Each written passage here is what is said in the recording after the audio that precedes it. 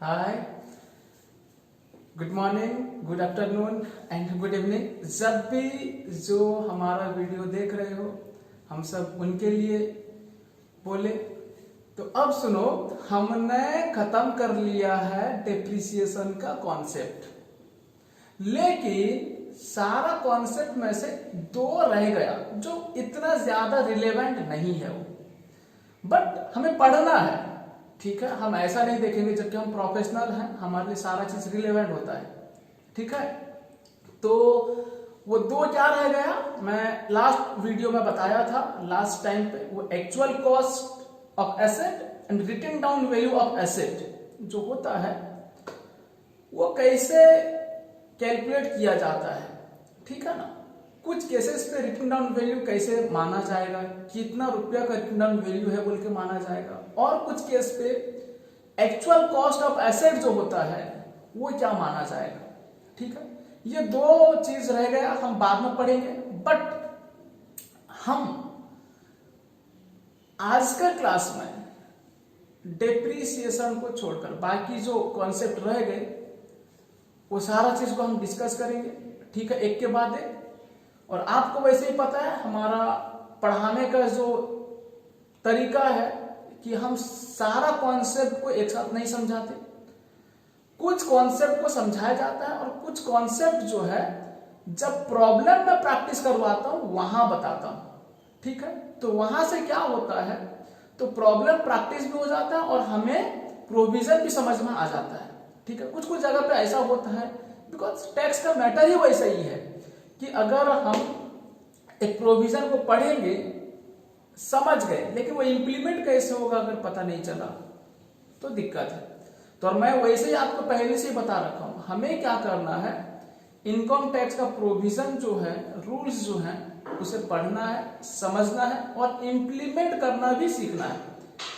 ये दो चीज इंपॉर्टेंट तो है, प्रोविजन को समझना और इंप्लीमेंट करना, लेकिन इससे ज्यादा जो इंपॉर्टेंट है वो क्या है, आपका याद रखना। अगर आपने एक प्रोविजन को समझ गए, आपने एक इनकम टैक्स का रूल को समझ गए और इंप्लीमेंट करना भी आपको आता है, लेकिन वो प्रोविजन आपको याद नहीं आया तो एग्जाम में, तो क्या फायदा होगा उसका, तो कोई फायदा नहीं होगा। तो इसके लिए हमें कई सारा क्वेश्चंस प्रैक्टिस करना बहुत जरूरी है। हमें ज्यादा ध्यान जो मतलब ज्यादा इंपॉर्टेंस हमारा क्वेश्चन प्रैक्टिस करने में ही रहता है। तो बहुत ज्यादा क्वेश्चन प्रैक्टिस जब हम करते हैं तो हमारा प्रोविजंस भी याद रहेगा और प्रोविजंस इंप्लीमेंट करना भी सीख जाएंगे। ठीक है, तो हम शुरू करेंगे डेप्रिसिएशन से। जो आगे का बात है, सेक्शन 32 खत्म हुआ था, उसका नेक्स्ट हम पढ़ेंगे। फिर बहुत सारी बातें हैं, उसका भी हम चर्चा करेंगे और सारा कॉन्सेप्ट हम समझेंगे एक के बाद एक। बट आप हमेशा जब नेक्स्ट वीडियो देखोगे, उसका प्रीवियस वीडियो जो आपने देख रखा है तो उसको रिवाइज करेंगे, फिर उसके बाद नेक्स्ट वीडियो आप देखेंगे। समझ में, 2 मिनट में आपको रिवाइज कर लेना है, आपको लिखते भी रहना है क्या आप पढ़ रहे हो, क्या समझाया जाता है, किस तरह से हम प्रैक्टिस करवा रहे हैं। ठीक है, चलिए अब आते हैं नेक्स्ट पार्ट, पीजीबीपी का नेक्स्ट पार्ट जो है वो स्टार्ट करते हैं। चलो अब आते हैं सेक्शन 32 एडी में। ठीक है, 32 एडी सर क्या होता है, देखो अब हम पढ़ते हैं। ये रहा आपके पास सेक्शन 32 एडी। ये क्या है, ध्यान से देखिए। मैन्युफैक्चरिंग इंडस्ट्री सेट ऑफ इन, ठीक है, क्या होता है, manufacturing industry set of in the notified backward areas. ये बात को आप मार्क करना। ठीक है, इस पूरा सेंटेंस में ये लाइन इंपॉर्टेंट रहेगा, ये notified backward area of specified states. अब स्पेसिफाइड स्टेट्स कौन कौन है हम ये भी देखेंगे। स्पेसिफाइड स्टेट्स कौन कौन, अभी देख लीजिए। आंध्र प्रदेश, बिहार, तेलंगाना, वेस्ट बंगाल। ये जो है जो स्पेसिफाइड स्टेट का नाम लिखा था, ये 4 स्टेट्स हैं। ठीक है, ठीक है, कौन सा 4 स्टेट्स, आंध्र प्रदेश, बिहार, तेलंगाना, वेस्ट बंगाल। ये 4 स्टेट्स का बात कर रहा है। स्पेसिफाइड स्टेट का मतलब, स्पेसिफाइड स्टेट्स का मतलब होता है ये 4 स्टेट्स। ठीक है, to be eligible for deduction 15% of the actual cost, कितना परसेंट? 15% किसका? Actual cost of new plant and machinery acquired and install during the previous year. Sir क्या बोला, इसका मतलब क्या होता है? अगर कोई पर्सन, एनी पर्सन अगर मैन्युफैक्चरिंग इंडस्ट्री सेटअप करता है, कहाँ पे? ये 4 स्टेट का, आंध्र प्रदेश, बिहार, तेलंगाना, वेस्ट बंगाल, ये 4 स्टेट का नोटिफाइड बैकवर्ड एरिया में। सर इसका मतलब क्या होता है? ये 4 स्टेट का कहीं भी अगर मैन्युफैक्चरिंग इंडस्ट्री सेटअप करोगे तो आपको डिडक्शन मिलेगा, ऐसा नहीं है। उस स्टेट का कुछ नोटिफाइड एरिया है, सीबीडीटी ने नोटिफाई किया है, central board of direct tax ने नोटिफाई किया है, तो कहाँ का? ये 4 स्टेट को नहीं, 4 स्टेट का एक एक अलग अलग एरिया फिर है उसके अंदर। तो उस एरिया में अगर मैन्युफैक्चरिंग इंडस्ट्री सेटअप करते हो तो जो भी पर्सन वहाँ पे मैन्युफैक्चरिंग इंडस्ट्री सेटअप करेगा तो उसको 15% डिडक्शन मिलेगा। सर 15% किसका? 15% of actual cost of new plant and machinery. ध्यान से याद रखिएगा, न्यू प्लांट एंड मशीनरी का बात लिखा है, यहाँ पर फर्नीचर का बात नहीं बोला, यहाँ पर बिल्डिंग का बात नहीं बोला, यहाँ पर लैंड का बात नहीं बोला। क्या होता है? जितना भी प्लांट एंड मशीनरी आप इंस्टॉल करोगे उसी साल में, तो उस, अच्छा कौन सा प्लांट एंड मशीनरी? बच्चे न्यू प्लांट एंड मशीनरी का बात बोलता है। न्यू प्लांट एंड मशीनरी जो भी इंस्टॉल करोगे तो उसका 15% जो होगा, उस कॉस्ट का 15% जो होगा आपको डिडक्शन मिल जाएगा। सर मैंने बोला जी सर ये डेप्रीसिएशन की तरह है क्या? नहीं बच्चे, डेप्रीसिएशन अलग होता है, डिडक्शन अलग होता है, मैं अभी आपको समझाऊंगा, चिंता मत कीजिए। लेकिन ये जो new plant and machinery install करना है, यानी कि मैन्युफैक्चरिंग इंडस्ट्री सेटअप करना है, कौन सा साल के अंदर? बिटवीन 1 अप्रैल 2015 से लेकर 31 मार्च 2020, इसी पीरियड के अंदर अगर मैन्युफैक्चरिंग इंडस्ट्री सेटअप किए हो तो उनके लिए डिडक्शन जो है कितना? 15% ऑफ एक्चुअल कॉस्ट। अब देखो मैं आपको एग्जाम्पल में बता देता हूँ, ठीक है? एग्जाम्पल में बताता हूँ क्या है डेप्रीसिएशन में। डेप्रीसिएशन जो है, डेप्रीसिएशन और डिडक्शन में क्या डिफरेंस है, ठीक है? हाँ सर, देखिए मान लीजिए आपने 100 करोड़ का, 100 करोड़ का आपने एसेट खरीदा, न्यू प्लांट एंड मशीनरी खरीदा, न्यू प्लांट एंड मशीनरी आपने खरीदा, कितना? 100 करोड़ का, ठीक? तो अब इसके ऊपर मान लो ये मोर देन 180 डेज के लिए यूज हुआ है, 180 180 डेज और मोर के लिए यूज हुआ है, मतलब फुल डिप्रिसिएशन चार्ज होगा। मान लो 15% का ब्लॉक में आता है, तो इसका 15% कितना हो जाएगा बच्चे? 15 करोड़।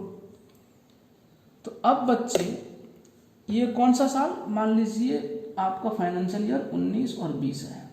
19 और 20 के अंदर मान लीजिए वो मई मंथ में ही क्या हुआ है, जो आपका आंध्र प्रदेश है उसका नोटिफाइड बैकवर्ड एरिया जो है वहाँ पे क्या हुआ है? इन्वेस्टमेंट हुआ है 100 करोड़ रुपीस का। तो कितना? 15% इसका डिप्रिसिएशन, नॉर्मल डिप्रिसिएशन कितना? 15 करोड़।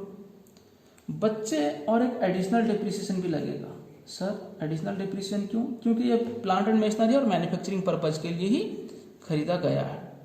तो एडिशनल डिप्रिसिएशन कितना बच्चे? आप बोलेंगे सर 20%। मैंने बोला नहीं बच्चे, एडिशनल डिप्रिसिएशन 20% नहीं होता है बच्चे। आंध्र प्रदेश, तेलंगाना, बिहार और वेस्ट बंगाल, ये 4 स्टेट के लिए जो एडिशनल डिप्रिसिएशन है ना, ये कितना है बच्चे? 20% नहीं, 35%। कितना? 35% होता है।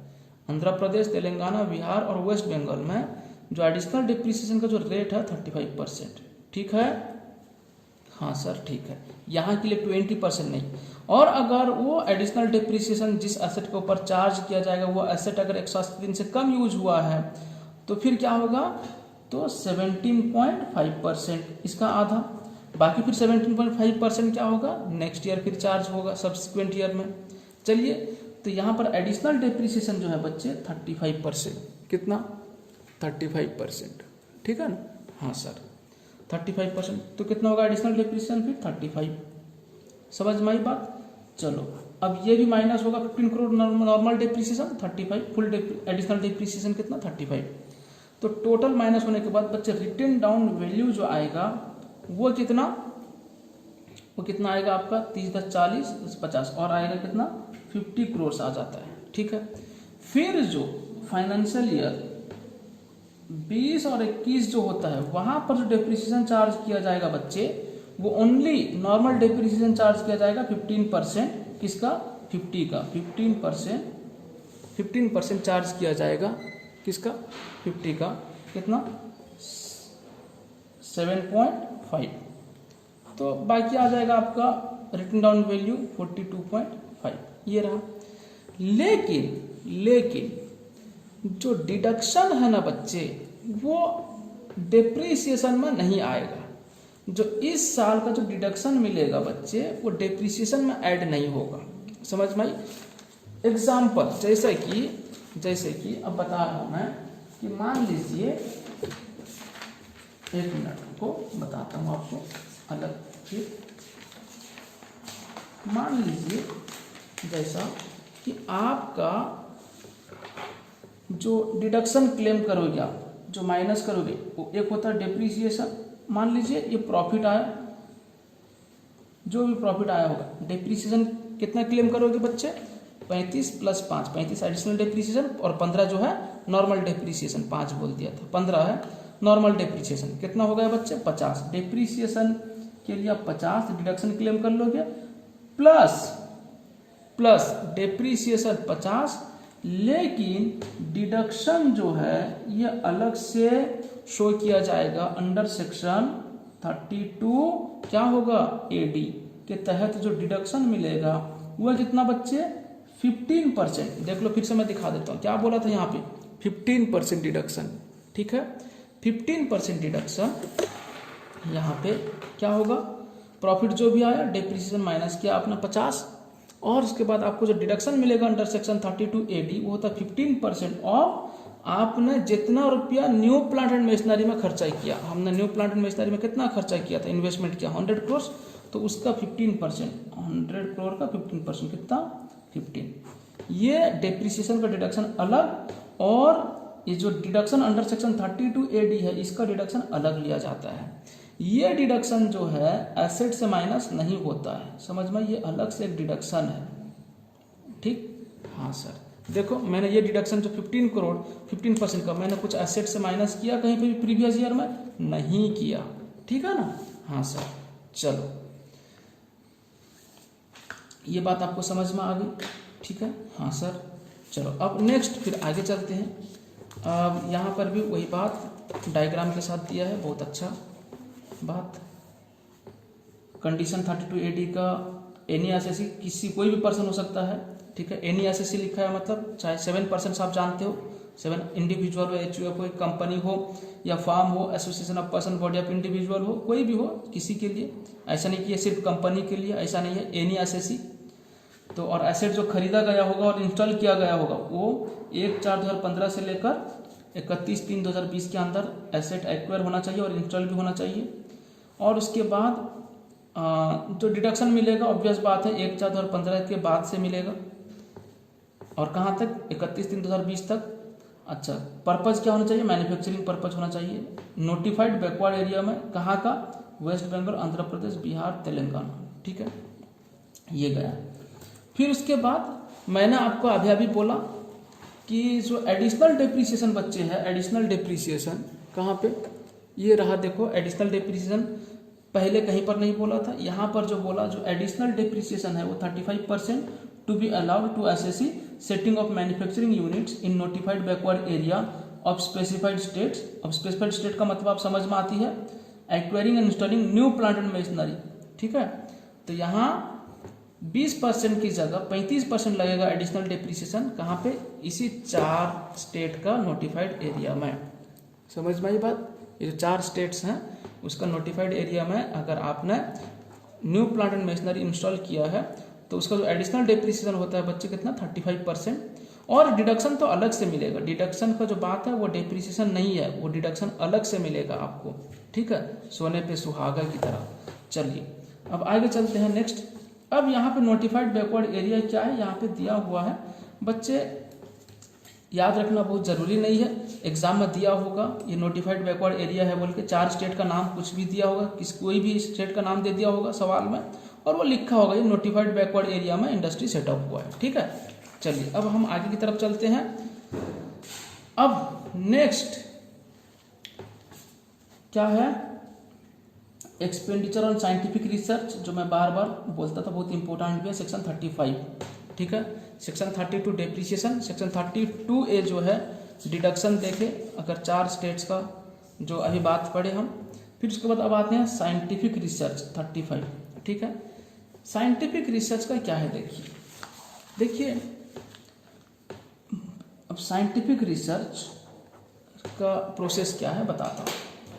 है क्या, हो सकता है हम कोई कंपनी या एक एंटिटी क्रिएट करें जहां पर साइंटिफिक रिसर्च का काम होता हो, या नहीं तो ये हमारा खुद का कंपनी है जहां पे साइंटिफिक रिसर्च का काम चल रही है, ठीक है, और हम खुद एसएससी जो है एसएससी खुद यहाँ पे इन्वेस्टमेंट किया है पैसा। समझ में आई बात? हाँ सर समझ में आई। हो सकता है एसएससी जो है वो एक कोई अलग बिजनेस कर रहा हो, अलग बिजनेस करता हो। कौन? एसएससी। ये एसएससी एक बिजनेस पर्सन है, वो बिजनेस कर रहा है, लेकिन अब अलग कोई कंपनी है, ये एसएससी को छोड़कर अलग कोई कंपनी है, या नहीं तो यूनिवर्सिटी है, या नहीं तो आईआईटी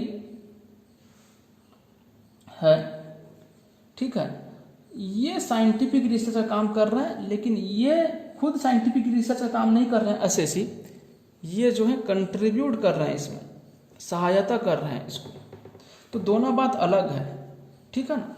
इनका खुद का कंपनी है जो साइंटिफिक रिसर्च में इन्वॉल्व है, और ये खुद एसएससी है, इसका मेन बिजनेस प्रोफेशन यही है।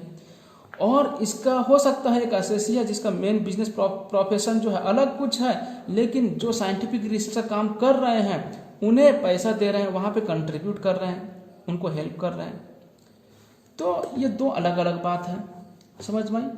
तो अब जब साइंटिफिक रिसर्च में कोई इन्वेस्टमेंट करता है उसका डिडक्शन कैसे मिलेगा, और अगर कोई साइंटिफिक रिसर्च के लिए कोई कंट्रीब्यूट करता है किसी कंपनी में, अलग कोई कंपनी में, अलग किसी यूनिवर्सिटी में, अलग कोई आईआईटी जो इंस्टीट्यूट है, तो वहां पे अगर कंट्रीब्यूट करते हैं तो उनको डिडक्शन जो है कैसे मिलेगा, ठीक है। इसका प्रोविजंस कहाँ पे दिया हुआ है, ये सेक्शन 35 में दिया हुआ है। तो हमें अब पढ़ना है क्या, सेक्शन 35 क्या बोलता है। देखिए पूरा का पूरा हम इस डायग्राम से पढ़ लेंगे। देखिए यहाँ पे है डायग्राम, अब मेरे साथ देखिए साथ साथ। चलिए देखिए मैं समझाता हूँ, ठीक है, दिखाई दे रहा है? हाँ सर दिखाई दे रहा है, और थोड़ा बस इतना देखो, फिर उसके बाद आगे चलेंगे, ठीक है। हाँ सर देखो, deduction allowable under this section consist of, जैसे कि मैंने बोला कि एक होता है incurred by assessee on scientific research related to business, उसका बिजनेस में साइंटिफिक रिसर्च है। एक होता है पेड टू, ठीक है, पेड टू मतलब कंट्रीब्यूशन, इसे बोला जाता है कंट्रीब्यूशन, समझ में लिख दूं? हाँ, ये होता है पेड टू का मतलब कंट्रीब्यूशन, ये कहीं पे कंट्रीब्यूशन कर रहे हैं। कंट्रीब्यूशन कितना जगह पे, 1 2 3 4, हो सकता है 4 जगह पे कंट्रीब्यूट कर सकते हैं, समझ में आई बात? अच्छा, उसके बाद ये जो 2 दिया हुआ है ये होता है क्या, इनका खुद का बिजनेस है और वहां पे ये लोग इन्वेस्टमेंट कर रहे हैं, ठीक है। अब देखिए सबसे पहले मैं ये बात बता देता हूं, incurred by assessee on scientific research related to business, उसका बिजनेस है, वो बिजनेस जो साइंटिफिक रिसर्च से रिलेटेड है उसमें इनकर्ड कर रहा है, उसमें खर्चा कर रहा है, कौन? एसएससी। वो किस प्रकार का खर्चा कर सकता है। देखो यहाँ से यहाँ आया, ये दो प्रकार का खर्चा हो सकता है। एक होता है रेवेन्यू एक्सपेंडिचर हो सकता है, एक कैपिटल एक्सपेंडिचर हो सकता है। ठीक है, चाहे रेवेन्यू एक्सपेंडिचर करे चाहे कैपिटल एक्सपेंडिचर करे, उसके लिए डिडक्शन कितना क्लेम करेगा, 100% ऑफ द एक्सपेंडिचर इनकर्ड। जितना सारा खर्चा किया उसका 100% जो है डिडक्शन ले सकता है, क्लेम कर सकता है। बट यहाँ जो कैपिटल एक्सपेंडिचर लिखा गया था, कैपिटल एक्सपेंडिचर में क्या आता है बच्चे, plant and machinery, furniture and fixture, building, but land को जो है एक्सक्लूड कर दिया। देखो लिखा है ब्रैकेट के अंदर, other than expenditure on land. समझ में आई। हाँ, बिल्डिंग में होने से होगा, प्लांट एंड मशीनरी में होगा, फर्नीचर एंड फिक्सचर में अगर पैसा का इन्वेस्टमेंट किया है साइंटिफिक रिसर्च के लिए, उसका डिडक्शन पूरा का पूरा 100% ले सकता है। ठीक, हाँ सर ठीक। उसके बाद अब आते हैं bye a company, bye a company, ये कंपनी एक कंपनी के लिए लिखा है, ये कंपनी, ये कोई भी एसएससी हो सकता है। ठीक है, ये कुछ भी हो सकता है, ये कोई भी हो सकता है, लेकिन यहाँ पर जो लिखता है कंपनी। ठीक है, अब देखो, चलो ये बात मैंने खत्म किया अभी। तो रेवेन्यू एक्सपेंडिचर, कैपिटल एक्सपेंडिचर, उसका 100% डिडक्शन मिल जाएगा। और बोला तो other than expenditure on land. अब देखो अब यहां पर जो लिखता है by a company engaged in business of biotechnology, ये इंपॉर्टेंट है।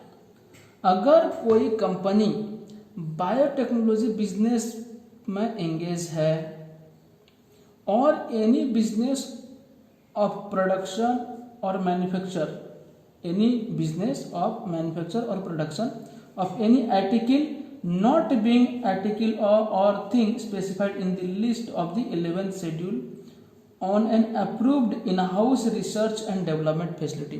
आप इतना कुछ नहीं सुनिए, आप सिर्फ याद रहेंगे, अगर कोई कंपनी बायोटेक्नोलॉजी में एंगेज्ड है, बायोटेक्नोलॉजी से रिलेटेड कोई अगर रिसर्च कर रही है, तो उनके लिए जो डिडक्शन है बच्चे कितना, 150% डिडक्शन है। कितना है डिडक्शन, 150।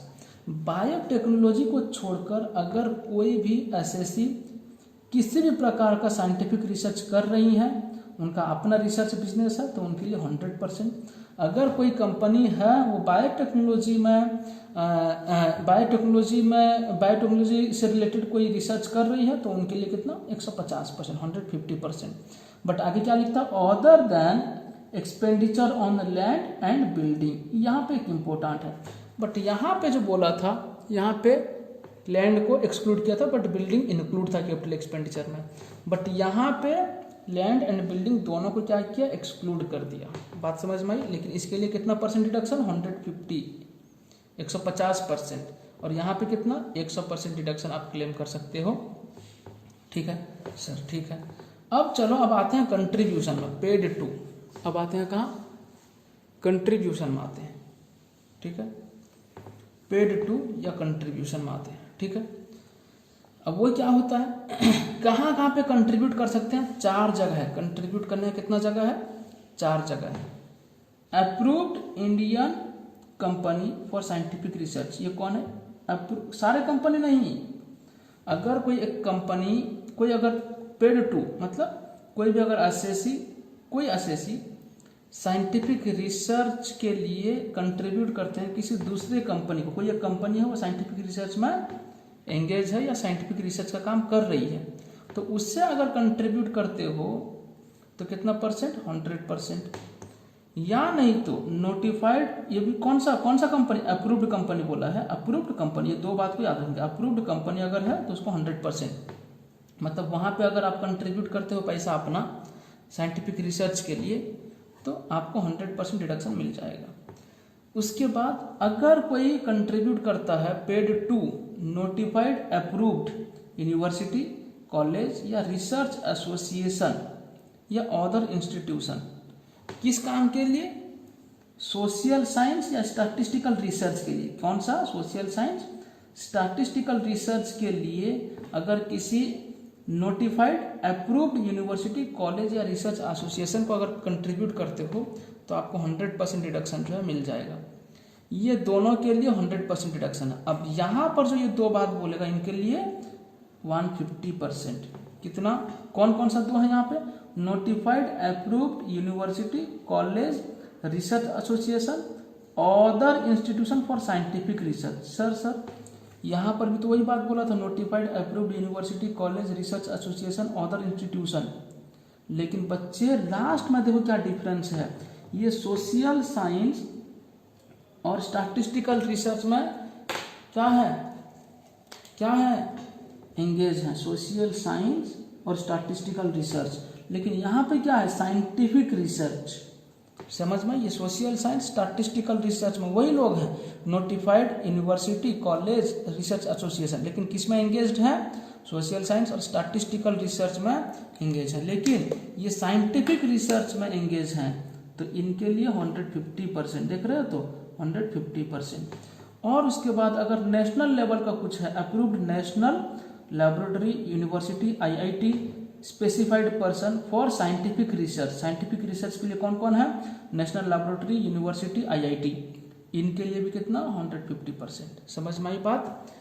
तो अगर कंट्रीब्यूशन इस 4 जगह में करते हो, 2 जगह में 100% और 2 जगह में 150%। अगर आप पूरा का पूरा आपका खुद का बिजनेस है, खुद का कंपनी है, अगर आप खुद इन्वेस्टमेंट करते हो साइंटिफिक रिसर्च के लिए, तो अगर बायोटेक्नोलॉजी है, बायोटेक्नोलॉजी का आप रिसर्च कर रहे हो, बायोटेक्नोलॉजी से रिलेटेड जो भी है उससे उसका रिसर्च कर रहे हो या उस बिजनेस में एंगेज हो आप, तो उसके लिए 150%। अदर देन बायोटेक्नोलॉजी अगर कोई मतलब कोई भी एसएससी साइंटिफिक रिसर्च में इन्वॉल्व है तो उनके लिए 100%। लेकिन आपको ध्यान से याद रखना पड़ेगा, रेवेन्यू रहे चाहे कैपिटल रहे, यहाँ भी बच्चे रेवेन्यू रहे चाहे कैपिटल रहे, बट यहाँ पर 2 बात को और ध्यान देना पड़ेगा, 150% 100% यहाँ पे है।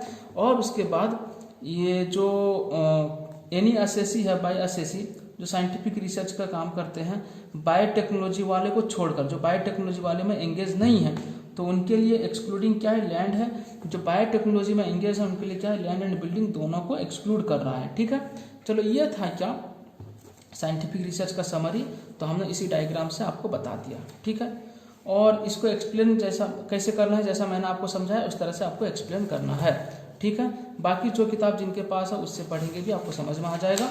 आइए हम फटाफट से क्वेश्चन कर लेते हैं, एक सवाल करते हैं। चलिए, ये रहा आपके सामने सवाल नंबर 8 जो इस किताब में है, इस किताब के हिसाब से। ठीक है, चलिए जल्दी से सवाल को रीड कीजिए। ठीक है,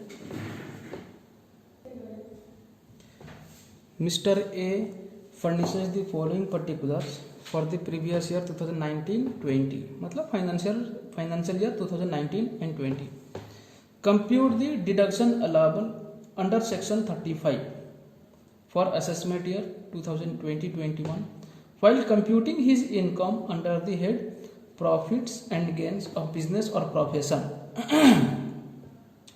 जब इनकम कैलकुलेट किया जा रहा है तो उस टाइम पे डिडक्शन जो है कितना क्लेम किया जाएगा सेक्शन 35 के तहत। आप याद रहेंगे सेक्शन 35 क्या होता है, साइंटिफिक रिसर्च का सेक्शन है। चलिए देखो कहाँ कहाँ खर्चा किया है, कौन, मिस्टर ए कहाँ कहाँ पे खर्चा किया है, पहले देख लो। अमाउंट पेड टू नोटिफाइड, अब देखो notified approved Indian institute of science Bangalore for scientific research. बच्चे साइंटिफिक रिसर्च देखो IIT है ये, इंडियन इंस्टीट्यूट ऑफ साइंस, मतलब समझ में आ गई आपको, notified approved Indian institute of science Bangalore for scientific research. तो कितना, 1 लाख का कितना परसेंट डिडक्शन होगा बच्चे, 150% डिडक्शन इसके ऊपर मिलेगा। ठीक, उसके बाद अमाउंट पेड टू IIT, देखो IIT दिल्ली है। ठीक है, अप्रूव्ड साइंटिफिक रिसर्च कितना, 150%।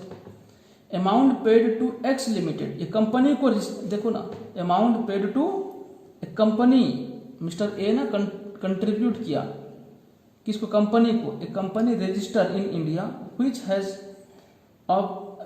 has as its main object scientific research, इसका ऑब्जेक्टिव क्या है, scientific research and development, as is approved, ये भी अप्रूव्ड है बच्चे, लेकिन है क्या, ये कंपनी को, मिस्टर ए ने कंपनी को कंट्रीब्यूट किया है तो 100% डिडक्शन मिलेगा। ठीक है, expenditure incurred on in house research, कौन सा रिसर्च? इन हाउस रिसर्च, मतलब खुद का बिजनेस में इनकर्ड किया है, खर्चा किया है, जो खुद का, वो मिस्टर ए भी रिसर्च का काम करता है, तो इसलिए लिखा इन हाउस रिसर्च, ठीक है ना। अगर खुद का मतलब अपना बिजनेस अगर है साइंटिफिक रिसर्च का या रिसर्च एंड डेवलपमेंट एक्टिविटी का अगर कोई बिजनेस है तो उसे इन हाउस रिसर्च बोलते हैं। तो and development facility as approved by the prescribe authority, और उसको अप्रूव भी किया गया है कि हाँ आप साइंटिफिक रिसर्च का काम कर रहे हो। किसको? मिस्टर ए को। अब वो ना उसने खर्चा किया है, देखो 2 खर्चा किया है, एक रेवेन्यू एक्सपेंडिचर खर्चा किया ऑन साइंटिफिक रिसर्च में, कितना? 3 लाख, 100% मिल जाएगा। और कैपिटल एक्सपेंडिचर जो किया है including cost of acquisition of land 5 lakh, on scientific research कितना? 7,50,000। तो इसमें 5 लाख मिलकर है जो एक्विजिशन ऑफ लैंड का है। तो ये बच्चे 5 लाख हटा दो और बाकी रहा कितना? 2,50,000। तो 2,50,000 का डिडक्शन मिलेगा, वो भी 100%, ठीक है। तो मैं बता देना चाहूँगा आपको यहाँ पर कि अगर एसएससी है वो खुद इन्वेस्टमेंट का एक्सपेंडिचर, रेवेन्यू एक्सपेंडिचर और कैपिटल एक्सपेंडिचर किया है, तो ये तो बायोटेक्नोलॉजी वाला नहीं है ना, तो मेंशन तो नहीं है सवाल में कि ये बायोटेक्नोलॉजी वाला मतलब बिजनेस है बोल के, या बायोटेक्नोलॉजी से रिलेटेड कोई साइंटिफिक रिसर्च चल रहा है, तो ये तो नॉर्मल है। तो इसलिए रेवेन्यू और कैपिटल एक्सपेंडिचर के लिए कितना? 100% बोला था, ठीक है। हाँ सर ठीक है, चलो। तो ये आपने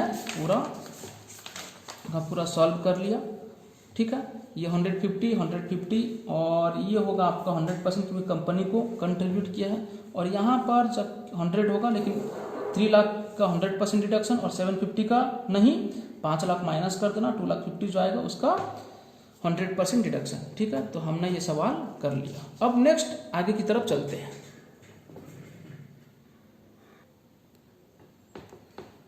चलो अब रहा फिर सेक्शन 35 AD। देखिए 32 गया, 32 AD गया। हम क्या क्या सेक्शन पढ़ चुके अब तक? सेक्शन 28 चार्जिंग सेक्शन, जो आपको बोला आपको समझ में आ जाएगा लास्ट में सारा चीज़ खत्म होने के बाद। फिर इसके बाद 29 हम देखें, फिर 30 देखें, फिर 31 देखें। ये 29 क्या था? कैसे इनकम जो है कैसे कंप्यूट होगा, बिजनेस प्रोफेशन का इनकम कैसे कंप्यूट होता है, वो 29 बोलता था। 30 क्या बोलता था? रेंट रेट्स, जो 5 चीज़ बोलता था, रेंट रेट्स, टैक्सेस, और उसके बाद रिपेयर्स एंड इंश्योरेंस किसका। फिर उसके बाद 31 में क्या बोलता था? इंश्योरेंस एंड रिपेयर्स किसका? प्लांट एंड मशीनरी, फर्नीचर का। और यहाँ पर बिल्डिंग का था 30 में, ये गया। 32 डेप्रिसिएशन का था।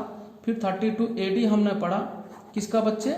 जो कौन सा डिडक्शन का बात पढ़ा हमने, ठीक है ना, जो 4 स्टेट्स वहाँ पर डिडक्शन मिलता था, 15% डिडक्शन। फिर उसके बाद हमने पढ़ा 35 जो साइंटिफिक रिसर्च से रिलेटेड है। फिर अभी जो पढ़ रहे हैं 35 AD है, वो क्या है? अभी जो पढ़ रहे हैं क्या है? 35 AD है।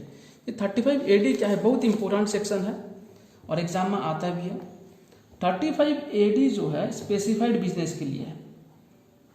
सर स्पेसिफाइड बिजनेस, हाँ। अब सवाल रहा, अगर आप ये स्पेसिफाइड बिजनेस में इन्वेस्टमेंट करते हो, अब सर इन्वेस्टमेंट स्पेसिफाइड बिजनेस क्या होता है बोलूँगा, चिंता मत करो।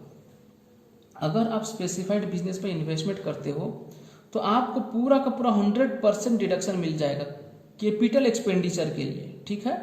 अगर कैपिटल एक्सपेंडिचर के लिए स्पेसिफाइड बिजनेस में जो कैपिटल एक्सपेंडिचर में आप खर्चा करेंगे कैपिटल एक्सपेंडिचर के लिए, तो आपको पूरा का पूरा 100% डिडक्शन मिल जाएगा, ठीक है। तो इसलिए लिखा investment linked tax incentive for specified business. अब स्पेसिफाइड बिजनेस किसे बोला जाएगा? सुनो, 14 बिजनेस हैं तो उसे स्पेसिफाइड बिजनेस बोला गया है। देखिए कौन सा 14 बिजनेस है उसे स्पेसिफाइड बिजनेस याद रखना होगा। 14 बिजनेस को एक होता है कोल्ड चेन फैसिलिटीज, ठीक है। उसके बाद बोलता है warehousing facilities for storing agricultural produce. कोई अगर ये फैसिलिटी प्रोवाइड करता है, एग्रीकल्चरल प्रोड्यूस जो होता है उसको स्टोर करने के लिए वेयर हाउस बनाता है कोई, तो ये फैसिलिटी जो प्रोवाइड करता है बिकॉज इतना सारा पैसा खर्चा करता है फार्मर के लिए, तो वो स्पेसिफाइड बिजनेस है, ठीक है। तो कोल्ड चेन फैसिलिटी। अब बाकी रहा क्रॉस कंट्री नेचुरल गैस और क्रूड और पेट्रोलियम ऑयल पाइपलाइन नेटवर्क। एक कंट्री से दूसरा कंट्री तक का जो पाइपलाइन नेटवर्क है उसमें अगर आप इन्वेस्टमेंट किए वो भी स्पेसिफाइड बिजनेस में जाता है। फिर अगर आप ना होटल कोई होटल ऑपरेट करते हो जो 2 स्टार या उससे ज़्यादा होगा, ठीक है, building and operating A hotel of 2 star और एबव कैटेगरी। फिर उसके बाद अगर कोई हॉस्पिटल ऑपरेट करते हो, बिल्डिंग एंड ऑपरेटिंग क्या बच्चे, हॉस्पिटल एनीवेयर इन इंडिया, कहीं पर भी, at least 100 beds for patient, 100 bed से ज़्यादा का पेशेंट के लिए अगर कोई हॉस्पिटल ऑपरेट करते हो तो वो भी स्पेसिफाइड बिजनेस में आता है। फिर उसके बाद developing and building a housing project under notified scheme for slum development, slum redevelopment, ठीक है, स्लम रीडेवलपमेंट रूरल एरिया का बात करता है बेसिकली, हाउसिंग प्रोजेक्ट का काम कर रहे हो रूरल एरिया में जो नोटिफाई किया है सेंट्रल गवर्नमेंट या नहीं तो स्टेट गवर्नमेंट। फिर उसके बाद developing and building a housing project under notified scheme for affordable housing framed, ये इंपॉर्टेंट है, affordable housing framed by central government और स्टेट गवर्नमेंट कोई भी। देन नेक्स्ट है production of fertiliser in India, अगर फर्टिलाइजर का प्रोडक्शन करते हो तो वो भी स्पेसिफाइड बिजनेस में आता है। उसके बाद इनलैंड कंटेनर डेपोट या कंटेनर फ्रेट स्टेशन जो कस्टम एक्ट के हिसाब से इंपोर्ट एक्सपोर्ट जो होता है गुड्स, उसके लिए आप कंटेनर डेपोट जो है प्रोवाइड करते हो, उसका बिजनेस करते हो तो वो भी स्पेसिफाइड बिजनेस में आता है। Beekeeping and production of honey and beeswax जो होता है तो उसके लिए भी क्या होता है, ये भी स्पेसिफाइड बिजनेस है। Setting of and operating A warehousing facilities for storage of sugar, sugar storage करने के लिए जो वेयरहाउसिंग फैसिलिटी प्रोवाइड किया जाता है, जो भी प्रोवाइड करता है, जितने भी सारा वेयरहाउसेस रखे हैं वो, तो उसे भी स्पेसिफाइड बिजनेस में लिया जाता है। फिर उसके बाद laying and operating a slurry pipeline for the transportation of iron ore, iron ore transport करने के लिए जो स्लरी पाइपलाइन सेटअप किया गया है, जो भी किया है वो अगर उसी एक्टिविटी में इन्वॉल्व है तो उसे भी स्पेसिफाइड बिजनेस में लिया जाता है। देन नेक्स्ट रहा setting of and operating A semiconductor wafer fabrication manufacturing unit, तो ये लोग भी स्पेसिफाइड बिजनेस में आते हैं। फिर उसके बाद नेक्स्ट जो आता है डेवलपिंग मेंटेनिंग एंड ऑपरेटिंग और डेवलपिंग मेंटेनिंग एंड ऑपरेटिंग ये न्यू इंफ्रास्ट्रक्चर फैसिलिटी, जो न्यू इंफ्रास्ट्रक्चर फैसिलिटी प्रोवाइड करता है किसी भी चीज़ का, तो ये सब जो होते हैं स्पेसिफाइड बिजनेस में आते हैं। तो 14 स्पेसिफाइड बिजनेस है जो सेक्शन 35 AD के तहत, तो कितने सारे स्पेसिफाइड बिजनेस हैं बच्चे, 14। तो आपने बस जस्ट मैंने रीड किया, ठीक है। तो यहाँ पर कुछ बातें याद रखनी होगी, जैसे कि होटल ऑफ 2 स्टार वाला याद रखना होगा, जैसे ओनली होटल दे दिया तो नहीं चलेगा। 100 बेड्स का याद रखना होगा, उससे ज़्यादा होना चाहिए, बाकी भी आपको याद रखना होगा, नॉर्मल जो चीज़ है। अब यहाँ पर बोला क्या, डिडक्शन का जो बात करता है, डिडक्शन फॉर कैपिटल एक्सपेंडिचर कितना बच्चे, 100%। समझ भाई, अच्छा सर समझ में आया। बच्चे कैपिटल एक्सपेंडिचर का बात बोला है, क्या समझते हो आप, plant and machinery, furniture, fixer, land, building, ये सब समझते हो। चलो अब देख लो किसको हटा देता है, मना करता है। Expenditure incurred on acquisition of land, goodwill, financial instrument, land, goodwill और फाइनेंशियल इंस्ट्रूमेंट में अगर इनकर्ड करते हो, कोई खर्चा करते हो, would not be eligible for deduction. याद रहेंगे ये तीन चीज, लैंड, गुडविल और फाइनेंशियल इंस्ट्रूमेंट में अगर इन्वेस्टमेंट किया है कोई भी स्पेसिफाइड बिजनेस पर्सन, तो वो डिडक्शन क्लेम नहीं कर सकता। और आपको वैसे ही पता है 10,000 से ज़्यादा अगर आपने कैश में खर्चा किया है तो उसे इग्नोर किया जाएगा, उसका डिडक्शन आप क्लेम नहीं कर सकते। 10,000 से अगर ज़्यादा का कोई खर्चा किया आपने तो आपको अकाउंट पे चेक या अकाउंट पे डिमांड ड्राफ्ट या any other prescribe electronic mode में आपको क्या करना है, खर्चा करना है। समझ में आई? हाँ सर समझ में आई, ठीक है। अब सुनो, उसके बाद और एक बात आपको याद रखना होगा, expenditure prior to commencement of operation. जो स्पेसिफाइड बिजनेस ऑपरेट करेंगे जो लोग, ठीक है, जिस साल स्पेसिफाइड बिजनेस कमेंस होता है या ऑपरेट होता है उससे पहले अगर कोई खर्चा किया गया है तो उसका क्या होगा। देखो further the expenditure incurred wholly और exclusively for the purpose of specified business prior to commencement of operation would be allowed as deduction during the previous year in which assessee commence operation of his specified business. मतलब जिस साल business start होता है उससे पहले अगर आपने कोई खर्चा किया है तो जिस साल आप बिजनेस कमेंस करोगे, बिजनेस ऑपरेट करोगे, उसी साल आपको ये डिडक्शन जो है मिल जाएगा। ठीक है, हाँ सर ठीक है। नेक्स्ट बात अब फिर हम पढ़ते हैं। चलो हम लोग सेक्शन 35 AD से रिलेटेड एक प्रॉब्लम कर लेते हैं ताकि हमको समझ में आए डिडक्शन कैसे क्लेम किया जाता है सेक्शन 35 AD के तहत। चलो पढ़ लेते हैं सवाल। ठीक है, सवाल देखा? हाँ देखा, चलो दिख रहा। देखिए, mister Suraj A proprietor commenced operation of business of new 3 star hotel. बच्चे हम क्या देखे थे, 2 स्टार होटल या एबव, ये तो 3 स्टार होटल है, मतलब specified business in Madurai Tamil Nadu on 1st April 2019. He incurred capital expenditure of rupees 50 lakhs during the period of January 2019 to March 2019. Capital expenditure incurred किया 50 लाख का। ये प्रायर कमेंसमेंट एक्सपेंडिचर है, समझ में आई? कैपिटल एक्सपेंडिचर तो है लेकिन बिजनेस स्टार्ट होने से पहले का एक्सपेंडिचर है, तो डिडक्शन हम ले सकते हैं exclusively for the above business, सिर्फ उसी बिजनेस के लिए। कौन सा बिजनेस? 3 स्टार होटल बिजनेस के लिए प्रायर कमेंसमेंट बिजनेस जो है एक्सपेंडिचर जो है वो कितना है, 50 लाख। उसके बाद क्या बोलता है, एंड कैपिटलाइज द सेम, और ये capitalise same books of accounts में क्या किया, कैपिटलाइज किया है, मतलब एसेट के नाम पे ट्रीट किया है। कब? ऑन 1st April 2009, जब बिजनेस स्टार्ट हुआ है। Further during the previous year, अब प्रीवियस ईयर मतलब फाइनेंशियल ईयर 19 और 20 में ही incurred capital expenditure of rupees 2 crore, 2 crore का कैपिटल एक्सपेंडिचर इनकर्ड किया। कब? फाइनेंशियल ईयर में। Out of which 150 crore was for acquisition of land. बच्चे 3 एक्सपेंडिचर को मना किया था। क्या था बच्चे, याद है? नहीं याद है तो देखिए, 3 एक्सपेंडिचर को मना किया था। क्या था? एक लैंड था, गुडविल था, फाइनेंशियल इंस्ट्रूमेंट था, हम देखे थे। चलो अब ये जो है एक 1.5 करोड़ जो है, मतलब 1 करोड़ 50 लाख जो है ये डिसअलाउ, मतलब 2 करोड़ का खर्चा किया है, उसमें से 1 करोड़ मतलब 1.5 करोड़ जो है वो क्या है, एक्विजिशन ऑफ लैंड है, exclusively for the above business. चलो ठीक है।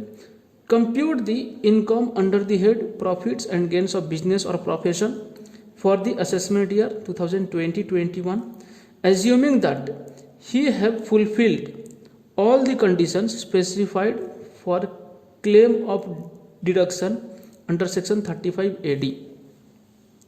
तो क्या बोलता है कि सारा कंडीशन जो है फुलफिल किया है, बोल दिया यहाँ पे एज्यूम दैट, ये अजम्पशन लो कि सारा कंडीशन फुलफिल किया है। He have fulfilled all the condition specified for the claim of deduction under section 35 AD and has not claimed any deduction under chapter 6A। Chapter 6 से क्या है हम पढ़ेंगे, सेक्शन 80 का बात बोलेगा वहाँ पे, 80-80C का बात बोलेगा सब। तो चैप्टर 6 में कोई डिडक्शन भी नहीं लिया है। हेडिंग C मतलब deduction in respect of certain income, जाने दो, इग्नोर करो इस चीज़ को।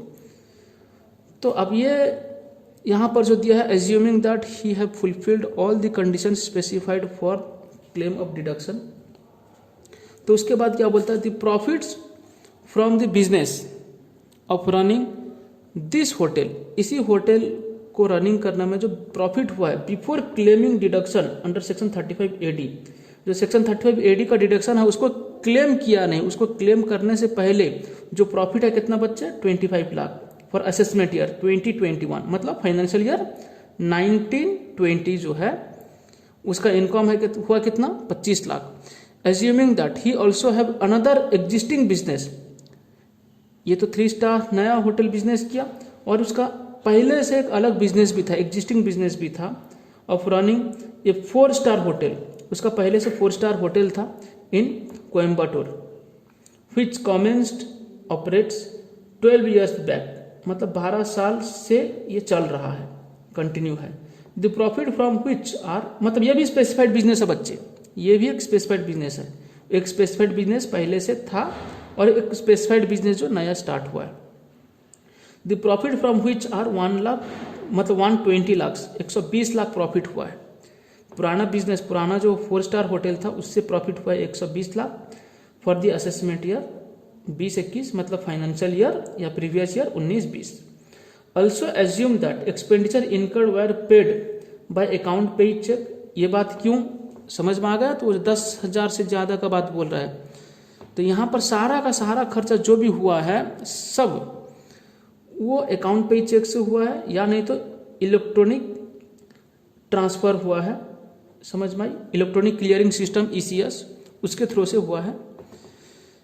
तो अब यहाँ पर सवाल क्या बोला था? सवाल बोला कंप्यूट करो। क्या कंप्यूट करने के लिए बोला? कि बिजनेस का इनकम क्या होगा, समझ में? यहाँ पे लिखा था compute the income under the head profits and gains of business और profession for the assessment year 2021। ठीक है, अब देखिए मैं यहाँ पे आपको बता देता हूँ, ये जो कैपिटल एक्सपेंडिचर किया प्रायर कमेंसमेंट 50 लाख, ये तो स्पेसिफाइड बिजनेस का खर्चा है, और कैपिटल एक्सपेंडिचर जो किया है प्रायर कमेंसमेंट ऑफ बिजनेस, ये क्लेम किया जाएगा 100% डिडक्शन क्लेम किया जाएगा। और यहाँ पर जो 2 करोड़ दिया हुआ है इसमें से 150 माइनस कर दो, और बाकी रहा 50 लाख।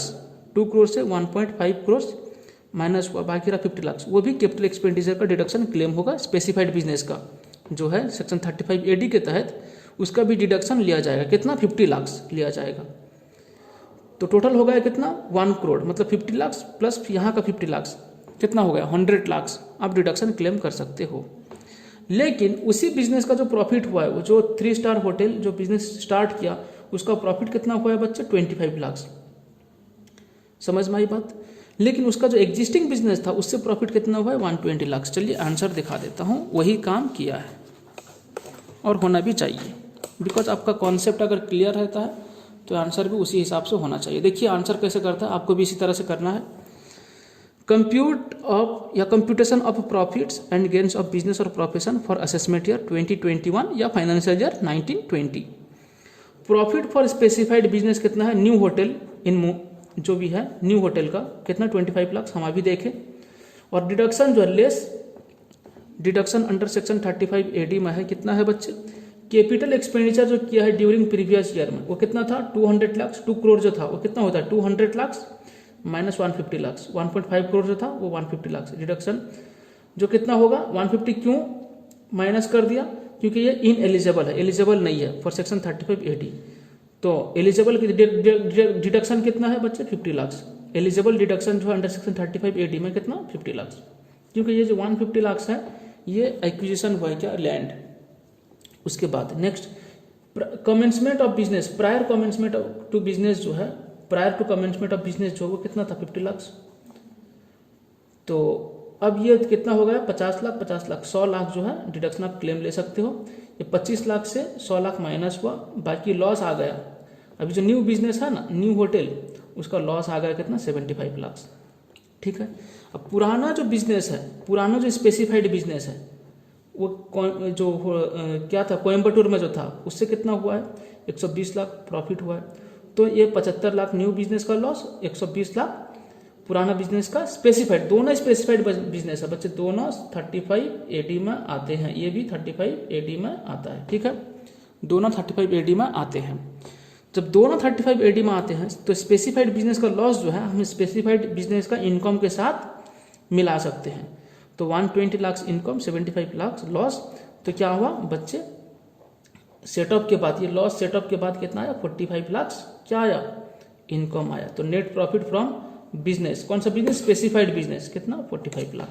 ठीक है, तो ये खत्म हुआ आपका सेक्शन 35 AD जो स्पेसिफाइड बिजनेस का बात बोलता था। बाकी छोटा छोटा कंडीशंस हैं, नहीं देखने से भी चलेगा, बट हमने ये जो पढ़ा 35 AD से रिलेटेड बात, उसके बाद हम आगे नेक्स्ट जो पढ़ने वाले हैं फिर अलग अलग प्रोविजंस हम लोग पढ़ेंगे। वो रहेगा 35 CCA और फिर 35 CCD, ये सब पढ़ेंगे।